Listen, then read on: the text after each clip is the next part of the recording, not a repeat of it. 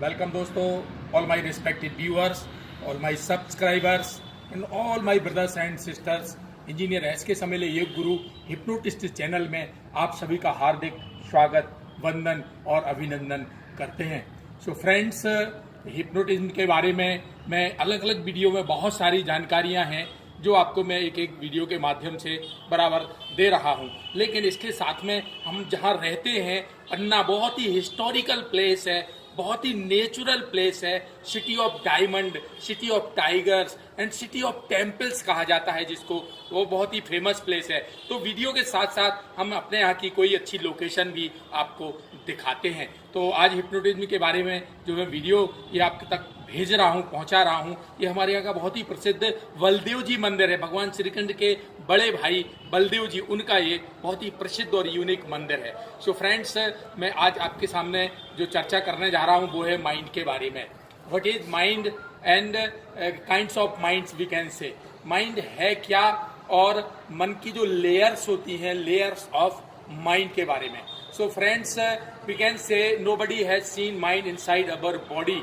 Even doctor पूरी body की surgery भी कर देता है, लेकिन माइंड कभी दिखाई नहीं दिया। ब्रेन तो है, ब्रेन जिसको हम भेजा बोलते हैं, मस्तिष्क बोलते हैं, उसकी संरचना तो मालूम है, लेकिन जो माइंड हम जिसको बोलते हैं वो आज तक दिखाई, क्योंकि बहुत ही सूक्ष्म है, वो शटल है।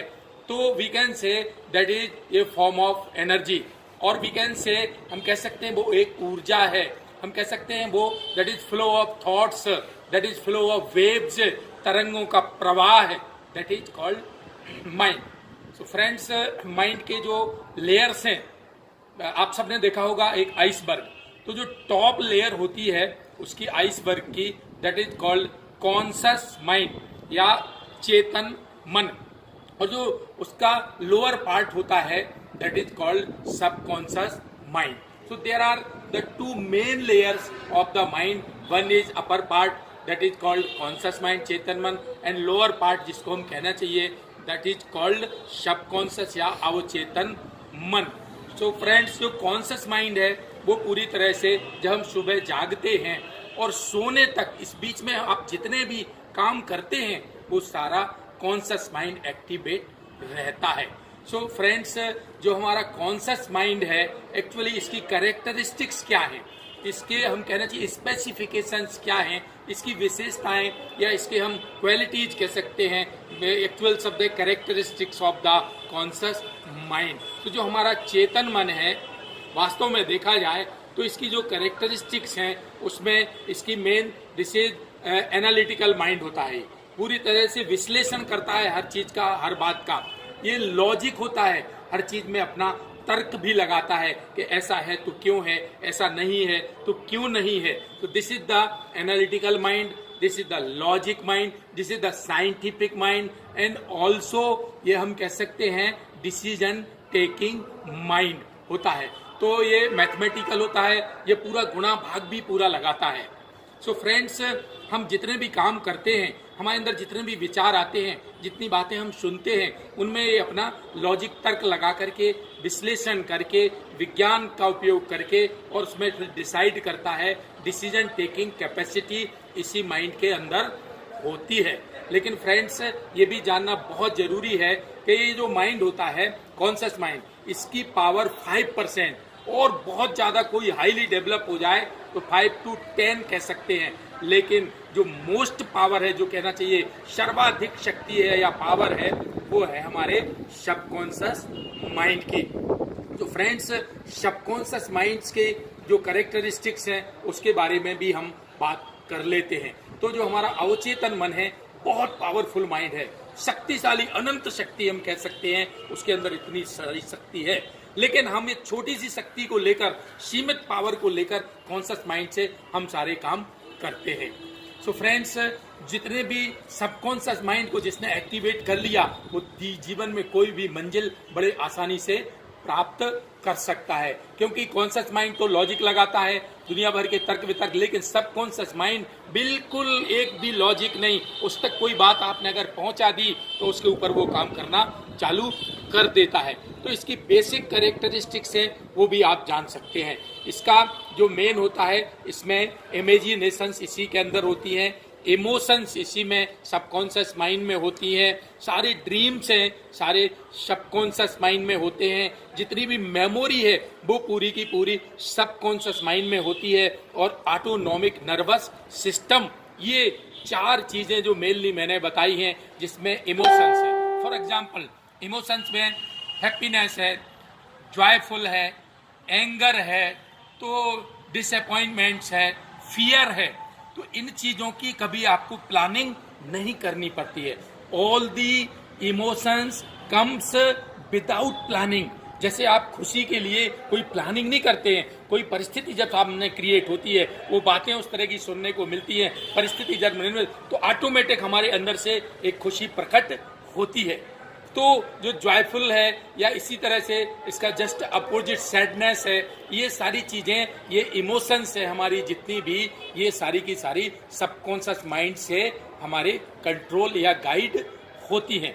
फॉर एग्जाम्पल जैसे कोई आदमी आपको डेली पर डे क्रिटिसाइज करे आपको, तो वो क्रिटिसाइज का बार बार करने का असर ये होता है कि हमारे सबकॉन्शियस माइंड से फिर वो क्रिटिसाइज के कारण हमारी हार्ट बीट है वो बढ़ जाती है, हमारी ब्रीदिंग रेट है। कई बार कोई आपको चिल्ला के क्रोध करता है, गाली देता है, गुस्सा करता है, तो आपकी ब्रीदिंग रेट है ऑटोमेटिक जो है due to controlling of the subconscious mind और गाइड ऑफ सबकॉन्शियस, वो आपकी हार्ट बीट ऑटोमेटिक बढ़ जाती है, आपका ब्लड प्रेशर भी बढ़ जाता है, आपका चेहरा लाल हो जाता है, आप कंट्रोल के बाहर होने लगते हैं। और इन सारी चीजों का असर हमारी बॉडी के ऊपर पड़ता है, हमारा हार्मोनल सीक्रेशन है पूरा डिस्टर्ब हो जाता है।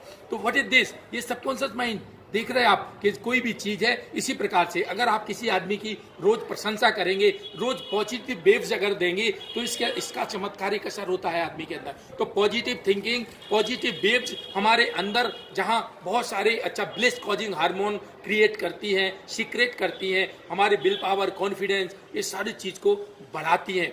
तो फ्रेंड्स ये हुआ हमारा इमोशंस वाला पार्ट। इसके बाद जितनी भी हमारे अंदर क्रिएटिव आइडियाज होते हैं, जितनी नई नई खोजें होती हैं, बहुत सारा इंट्यूशन हम कह सकते हैं, ये सारी की सारी चीजें हमारी इमेजिनेशन के क्रिएटिविटी, ये इमेजिनेशन के तहत सबकॉन्शियस माइंड में होती हैं।